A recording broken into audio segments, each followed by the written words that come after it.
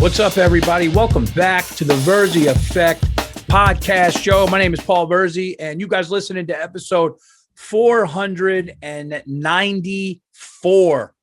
Guys, I am 6 episodes away from the big 500. Now, a lot of you people are probably going, what are you talking about? I just got on your YouTube channel. There's only been a few. What I did for years was I would just basically not work out jokes or talking by myself, but I would just do an audio podcast when podcasting was first came out, when the fucking dinosaurs were out, whatever. And I would just talk into like an audio thing. And then the show started to get segments, and then the show started to get guests. And then obviously pandemic happens. And now I've been doing this for probably a little less than a year, around a year, where it's video and it's on the YouTube channel. I want to thank everybody for the subscriptions.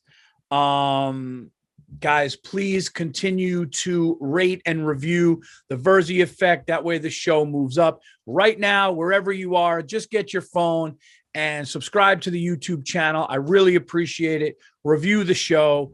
I want to thank last week's guest. Everybody had a lot of nice things to say about Brett Ernst. Check out Brett as Cousin Louie on Cobra Kai. We had a great time on 493. So fucking funny. The Stallone story, which you guys could see on my socials and everything like that. But rate, review, subscribe to the channel. I really appreciate it. Something just happened to me that I want to get right into this. I never had this happen to me before. My wife said to me, these lights, my wife, there we go. These, I got a little bit of a tan. Okay. So yeah. All right. My wife said to me, can you go get a water filter for our water? And I was like, yeah, I'll go to the local hardware store, not far from where we live. This just happened. I never had this happen before. And I don't know if I got bamboozled or fucked with, or if I did somebody a favor, but this literally just happened. I go into this hardware store. I ask, where's the water filter? Gentleman there says, go downstairs. Go downstairs, you get the water filter. And I go downstairs, and down a long aisle, there's an old woman, and she dropped something. And then as she dropped it, she's looking at me walking towards her, and the item she dropped on the floor. And I'm walking towards her. And then as I get kind of close, now I'm like halfway there, I see that she dropped something that was holding 2 light bulbs in it. And she just looked at another guy to the right, and she goes, no, I'm going to wait. And I'm going, what is she doing? And then I finally get there, and she points to the light bulbs, and she goes, can you pick that up for me?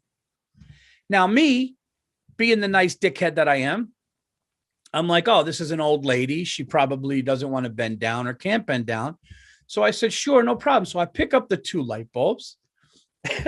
I hand her the 2 light bulbs. She says, like, thank you, in a very kind of, okay, like not a, oh my God, thank you so much. Nothing like that, but just like, thank you. And then like kind of half smiled, and then turned and started talking to the gentleman that worked there.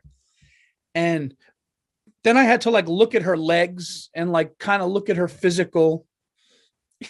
I had to look at this bitch. I had to see if this chick was like, I had to look at her physical, I didn't see any cane. I didn't see any casts.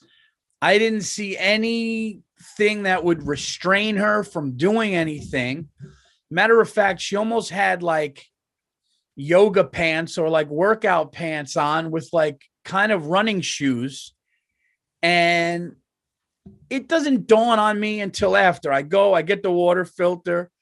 I'm driving home. I was asking my wife, hey, you want coffee? Sure. I'm getting coffee. I'm doing all that.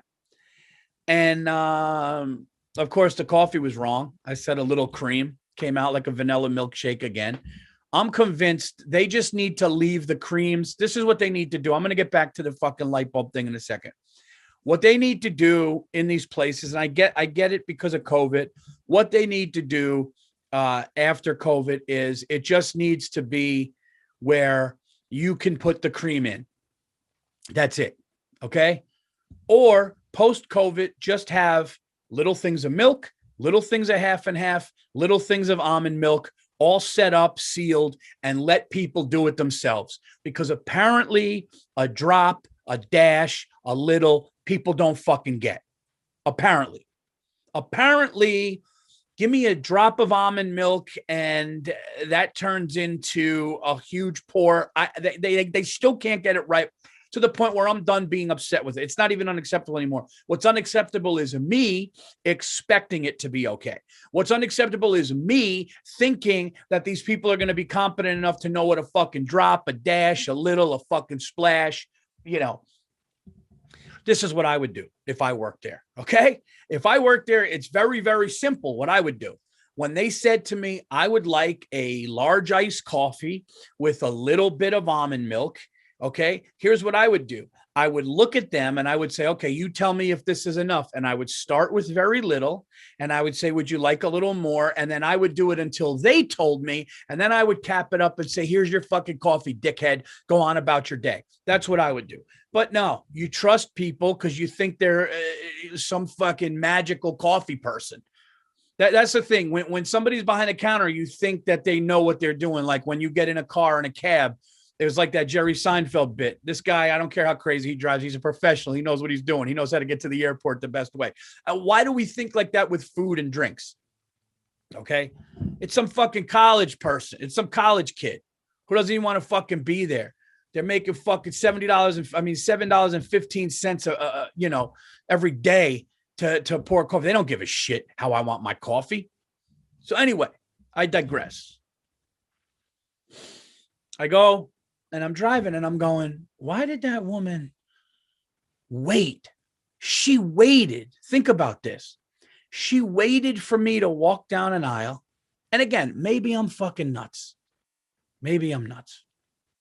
But she waited and I walked down the aisle and then I picked up and I'm going, did she wait because I was in like sweatpants and I looked like, like I didn't look like I don't know. Like now I'm going like, did she look at me like I was a fucking like lower than her? Now that's a psycho way of looking at it. Okay. That's the Tony Montana every time he saw his sister in Scarface thing. So I don't want to be that lunatic. Okay. Like, did she think I was a fucking peasant to her? I'm not psycho like that, but it made me think like was there nothing physically wrong with her? Now, granted, this whole thing could be a moot point. She's got a bad back or a lower back. She doesn't want to take a chance. She could have recently had a procedure. And maybe that's what I need to tell myself. She had a procedure. She just came from the chiropractor. She got adjusted and she doesn't want to take any chances bending down. She is older. So I'm going to leave it at that. But waiting for somebody that she doesn't know to walk. And she even looked at the guy going, no, I'm going to wait for him. And then I picked it up. What if I didn't come? What if the worker wasn't there and I wasn't there? Was she just going to go to the counter, leave that there and get another one? I don't know. I kind of don't think so. So I hate to start this, assumptive or whatever. I don't know. Accusatory. I don't know. But whatever. Anyway, guys, welcome to the show. Welcome to the Virzi Effect. I appreciate you guys. Thank you to the old listeners and watchers and to the new. Spread the word. We are doing great. The show is growing. Just talked to my producer, the great Andrew Themeles, and he was showing me some of the audio and video numbers, and the Virzi Effect is moving in the right direction, and that is because of you. So like I said, rate, review, subscribe, all the good stuff. Get the Virzi Effect on iTunes, Spotify, everywhere that you get your podcasts. And we're looking to get some really cool guests in the future. But your boy Paulie is flying solo today. Guys, I don't want to talk too much sports on this one because me and Bill Burr, my co-host of the Anything Better podcast, will be talking about this as well. But I cannot come on the Virzi Effect today after my New York Knicks won 12 of their last 13 games, 13 of their last 16 games, sole possession of the 4th seed in the East. They have a MVP candidate in Julius Randle. They have a resurgence of Derrick Rose of old, the former MVP, who's going nuts. They have RJ Barrett, who's killing. I mean, the New York Knicks quickly, all of these people, all of this team buying in to a new coach, Coach Thibodeau, making him play defense. I've ranted and raved on this podcast about my Knicks. I even vowed to you people that I'm looking at and talking to right now that I would not rant and be down and be depressed and scream about the Knicks on the show anymore. You guys can go back to many episodes where I lost my shit going, I'm done. I'm fucking done. I don't care. You people aren't going to hear me talk about this again. How bad does it have to get? How many Knicks are they going to kick out of the Garden? They don't know who Patrick Ewing is. All of these things. And I lost my mind and I said I was done. But now it's time to rejoice. And here's why I could say that. Now, I know what you're saying. Paul, what if they get knocked out early in the playoffs? Doesn't matter. Top team on defense in the league. All the players have bought in. Free agents will want to come now. An MVP candidate who does not want to leave and is happy as can be. It is such a good first step in the right direction. I'm thrilled. Okay, I am thrilled. I am loving what I'm watching. So yeah, I don't even know how to say how unbelievably happy and thrilled that I am with my New York Knicks, but I'm not going to lie. I am getting delusional. I'm sure everybody can agree to this. You know, when you're watching something you like, and then the delusion of, you know, oh my God, what if they, like, I literally said to myself, what if they knock out everybody in the playoffs, get to the finals, shock the world and win a championship? And that's bad. That sets you up for failure because that's a fucking delusional, crazy thought. What if they, now I don't know if these lights are too bright. I don't know. What if they, you know, you just say all these things. What if this becomes a dynasty? I mean, crazy shit. You know, we all do it with TV shows, right? Everybody listening to this has watched their series. Okay. Everybody's watched their series, whether it was Game of Thrones, whether it was Breaking Bad, The Sopranos, you know, any kind of, you know, for me, like Narcos and stuff like that. And you watch the series and you enjoy it. And you're like, after the third episode, you're like, this might be the best show I've seen. That's what we all did, especially during the pandemic. This might be the best show I've ever. I mean, the acting, the story, this is like, I could just binge this. This is incredible. And then you set yourself up because let's be honest, 8 or 9 times out of 10, your favorite series, the ending is disappointing. The ending is just disappointing. Okay. Some people will lie to themselves and say it was great. Okay. From what I heard, I know people are going to think I'm crazy. I kind of stopped watching Game of Thrones. But from what I heard, the ending was a disaster. You know, they started leaving coffee cups and fucking waters on set. I heard from people, some people loved it and said, no, that's not true, Paul. It was great. I thought it was great. Fine. And that's great. But there's a lot of people upset with The Sopranos. You get yourself into these things where you set yourself up. What you should do, and listen, I'm a positive person. I think positive people are like that. Optimistic people are like that. Pessimistic people are like, I'm waiting for the other fucking shoe to drop. I can't live like that, but it kind of does protect you. But that's just a negative, shitty way to live. So I'm not going to do that. But when you're watching something and you like it, and then all of a sudden you're like, this is going to be great. And it's not, so what you need to do is go, I hope this keeps happening.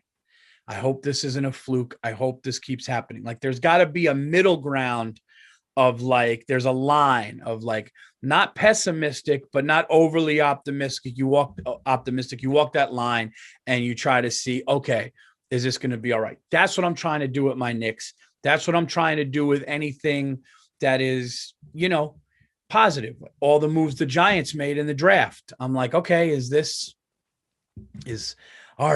this mean?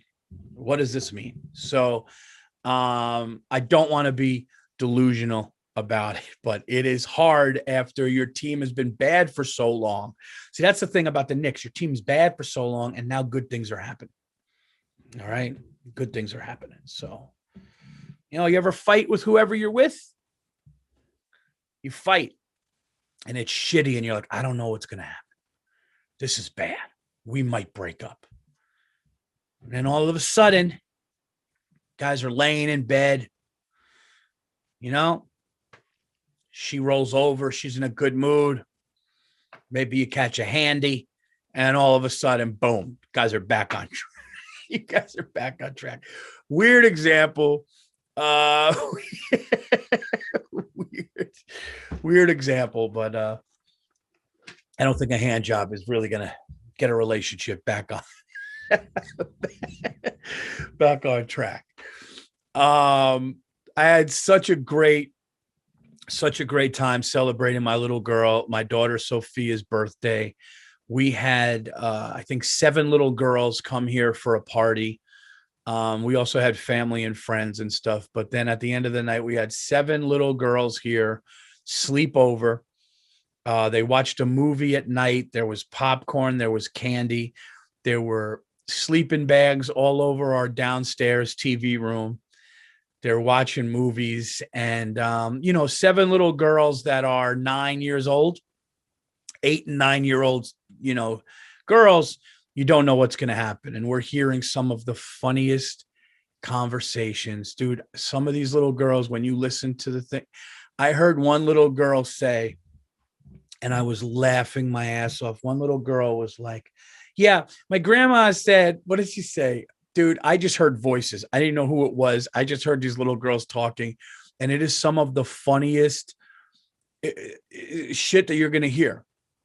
Like one little girl said, my grandma said you shouldn't fart on a date, because if you fart on a date, then the man's not going to like you anymore. And they're just like so open and honest. They're also like really mature. They're like much more mature than boys.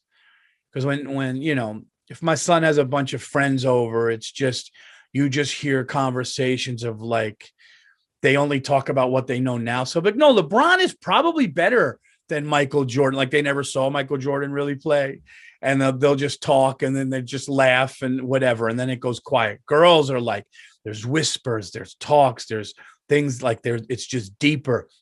And we were like, oh man, we got a bunch of girls here. Someone's going to cry. Someone's going to feel left out. What's going to happen? It was like fingers crossed. When all the adults left the party, they're going, good luck with this, guys. My mother-in-law was here. My mother-in-law goes, not going to lie, I'm kind of glad I'm leaving. Which is really funny, because it's like, yeah, there's a storm coming. And I got to be honest, we did it. 7 little girls. There was no crying. We got no calls from parents. Nobody felt left out. Nobody was upset. My daughter said the next day in school or whatever, the following Monday in school, they were talking how great the party was. Made me and my wife look good. So it worked out. And I'm trying to hold on to my kids wanting to be home and around us. I really am. I know why parents were like, I just want them to, if they're going to drink, they're going to drink at our house. I kind of get that. I don't like the parents that are like, listen, they're going to smoke weed out there. I'd rather smoke weed with my kid. That's like some bullshit fucking drug addict parent who's trying to get high and not worry about their kids and act like they're a good parent. I'm not talking about that. Okay. I'll be honest with you. If you smoke weed with your children at any age, I think you're a shitty parent. Okay. I don't give a fuck if, well, it's legal now, fine. But getting high with the person that you produced is just a shitty fucking feeling to me. For me, it would be. I wouldn't. Now, if I sit down with my kid, my daughter, my son, and we have a beer and they're of age and we're talking and having a good time, a couple of beers and maybe a buzz and a nice conversation, that's great. Getting high, the last thing you want to do is be talking to your kid and he's just like, just sitting there all fucked up. There's something shitty about that, I think. But I do understand the people that want their kids to be home and they want to, have them have a party at the house, or why don't you guys go to our backyard and make a fire And if you're going to have some beers, do that. We'll make sure everybody's okay. Nobody's going to drive. If people need rides home, we'll take care of that. I get that. I would much rather have that than knowing that my children are in some club or some, rowdy bar where things could go bad. Like, listen, I lived much different than my kids. Okay. I did things. I was in bars at 16 years old drinking. I was experimenting with shit younger. I did some really stupid shit. We did stupid shit that I'm not proud of, and I've talked about it before, man. I've done some things that were really like devastating, would be devastating to me if my children did. So I'm trying to protect them of that, but also let them have that experience, if that makes sense. And I know you can't always do it. I know sometimes things are out of your control and you need to hope that your children make the right decision. But I have seen enough to know that there are shitty parents. There are shitty parents out there that think they're doing the right thing and they're not. I mean, let's be honest. Let's be honest. If you're taking bong hits, if you're taking fucking bong hits and smoking a blunt with your just of age children, you're kind of a shitty parent.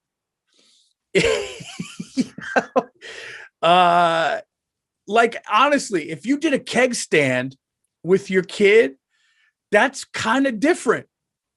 Tell me if I'm wrong. I think it's different. Like, oh, my dad's going to do a keg stand and people are cheering. You're going, it's beer. It's beer. You can't do the other shit. You can't do the other shit, man. It's stupid shit, sniffing markers and fucking whiteout. And I remember this one story, man. My friend, one of my best friends in high school, Kevin, we were in English class.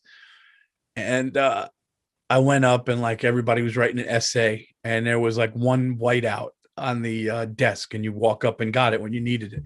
I remember somebody brought it back up there. I went up, I opened it and I was just like, and I just took a sniff of it just to, like a dick. I'm in high school. I'm in 10th, 11th grade and nobody sees. And then I look over at my buddy, Kevin is just hysterical laughing. And he's just like going, what's wrong with you? He goes, he did an imitation of me looking both ways doing that. We would do stupid shit in high school. Me and another buddy would go at the beginning of class or in between classes, run out to the parking lot, slug a Molson Ice, and then just go into class. And it was just I don't even know why. Because like, what are you going to be buzzed for 45 minutes before school's over? It's just the stupidest shit. So I'm trying to protect my kids from that, and it's hard because now with YouTube and TikTok, there's a lot of things that they're seeing that it's hard to combat, right? It's hard to what do you do? So I don't know, man. I'm just trying to be the best parent I could be, but also be realistic and not delusional. You got to figure it out. As far as unacceptables for the week, I was gonna do the woman making me pick up the light bulbs. Can you pick that up? Pick that up is the name of this podcast. Okay. On the Virzi Effect, episode 494. Pick that up. I was going to say it's unacceptable, but if there really is something wrong with her and it's an old woman, there's a chance I could be wrong and look like a dick. So I don't want to do that. So, my unacceptable for the week will not be the coffee either, because that's on me. It's unacceptable for me to think that it's going to be any different. Okay. I'll tell you guys one thing, and I can't say if this is unacceptable or not, but I went to the doctor. I'm having problems with my wrist, my right wrist. Okay. It's just been a fucking, it's been rough. It's been rough. And I didn't know if it was broken. I didn't know if a ligament, but like, there's certain things I just can't do with my right hand right now. So I got a shot. months ago. He put the shot in, and I was like, oh, it helped me a little bit. And then all of a sudden it came back, and I'm burning pain, waking up in the middle of the night in agony from my wrist. And I'm going, something's wrong here. So I called back. I was like, can I come back in? They were like, yeah, this time he wanted to take pictures, take x-rays. Takes x-rays. The bone's fine. He said it's like tendonitis, ligaments, and all kinds of shit in here. I need to either put it on a splint or just take anti-inflammatory stuff, watch it. Also holding a phone and all that shit doesn't help. So he's like, I need to give you another injection. And this dude gave me an injection right here. Okay. Right here. And it was filled with like whatever, like just white liquid. And he puts it in and he just leaves it there. And I saw stars. I'm crying. I'm like, oh my God, he's looking at me. And I'm just going like, oh, dude. And he's moving it around though. Like while this big needle is stuck in a tendon or whatever, he's moving it around. And he squeezes it and I feel the thing go in and I think it's over. And there's 3/4 of the fluid left in this. And he just keeps going. And he just keeps going. He's talking to me. He's going, so how's the comedy business, man? Are you guys back out there? And I'm going, dude, just I'll stick this in your neck, dude. Just finish this. And he's still going, and it's still going, it's still going. And then there's like a little like ball or bubble of where all the medicine is. And then I guess over 2 days, it just like spreads out and makes you better. And now it's like, I'm almost there. I'm almost like better. Dude, that was such pain. And I'm going, is that unacceptable or do you have to do it slow? Apparently you have to do it slow. It's a good, reputable doctor. Tomorrow I'm going for another MRI. It sucks. Going to doctors and going to all this shit, it absolutely sucks. And the older you get, this shit is happening to me, man. It's happening to me. And it's brutal. It's brutal. So if you're listening to this and you're in your 20s, or mid to low 30s, you're okay. Once you get above mid 30s, shit happens, and just make sure you or whoever you're with has medical insurance. Okay? So, but I don't know if that's an unacceptable. So I don't really know if I have an unacceptable this week because nothing really unacceptable has happened. Because it's like, I don't know if it is unacceptable. Like the bulbs, the guy doing what he did in my arm. Maybe he put more medicine this time to do something. I can't question a doctor. I can't question some old woman. I'll tell you guys a funny story. I was thinking of Nick DiPaolo. There's a story about Nick DiPaolo where he apparently, like, he was in an elevator and somebody goes, can you just hit like number 8 for me? And he goes, what, do I work for you? No. And I thought of him as she said, could you pick that up for me? I just pictured Nick going like, no, pick it up yourself. I can't do that to an old lady. I can't do that to an old lady. I can't be like, no. So yeah, I don't know what else. I don't know what to tell you. Oh, actually, I did think of one unacceptable. And this is real. Okay. This is a real thing that's going on because I have young children that are involved in sports, and the level of seriousness that some of these coaches and even the children's families take, it's unacceptable. And I'm not even joking around. Okay. There's coaches out there taking shit so seriously. Yeah. So, Caleb throws real fast. And Caleb's, man, no, it's his, you don't want to face that kid. It's like, Caleb's fat.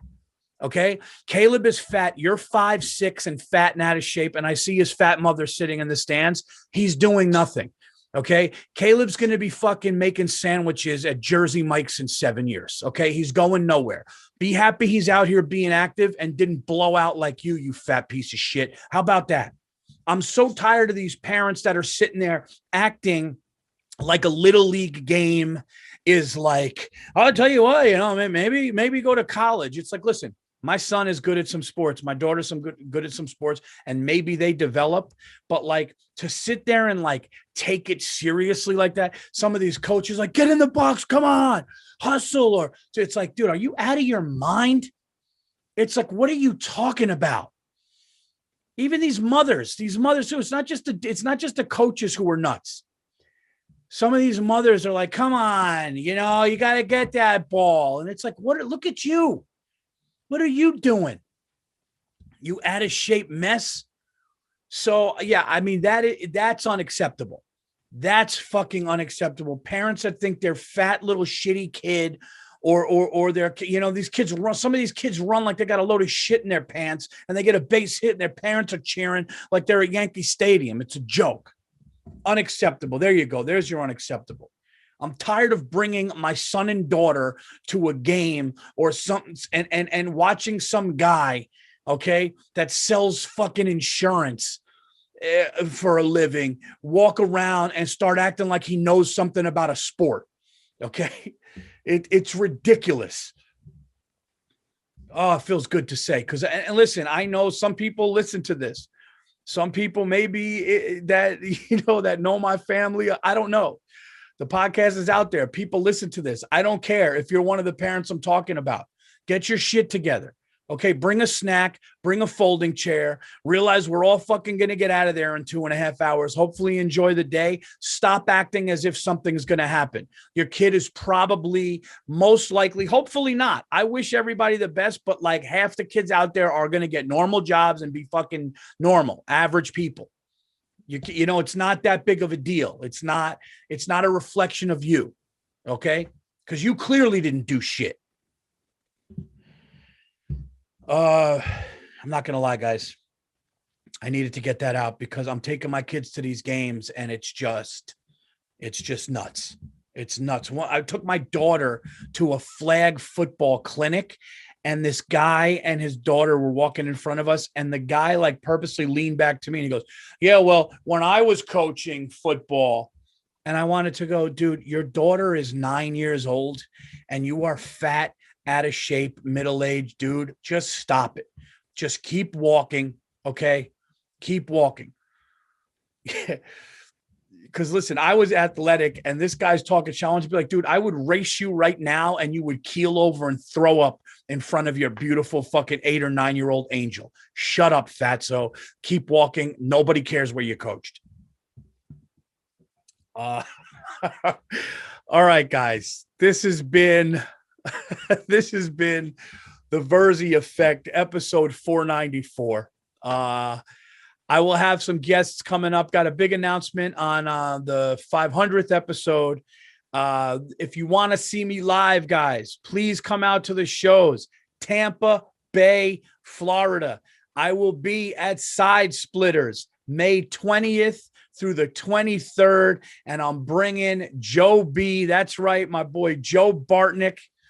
One of the 4 horsemen is coming with me. Joe Bartnick will be featuring for me. It's going to be such a great time. We're going to tell jokes. We're going to smoke some cigars. It's going to be great. Tampa Bay Side Splitters. Check me out May 22 to 23rd. Austin, Texas. Thank you guys for buying tickets. People are already buying tickets for June 11th and 12th. I'll be at the Vulcan Gas Company. That's right. One show each night, 7:30 Friday, 7:30 Saturday. People are buying tickets. Get tickets to that. And I will be in Salt Lake City at Wise Guys, June 25th and 26th. One of my favorite clubs in the country, favorite places to work. Check out that. Get all of those tickets on paulvirzi.com. You can go to the website of the clubs. So check that out. That is Tampa Bay Side Splitters, May 22 to the 23rd. Vulcan Gas Company, Austin, Texas, June 11 and 12, and Wise Guys Comedy Club, Salt Lake City, Utah, June 25th and 26th. Please go get the show on iTunes, Spotify, check out and subscribe to Anything Better, and subscribe to the YouTube channel, guys. This has been episode 494, Virzi Effect. Until next week, I'm out of here. Love you guys. Virzi Effect fans are the best. Talk to you soon.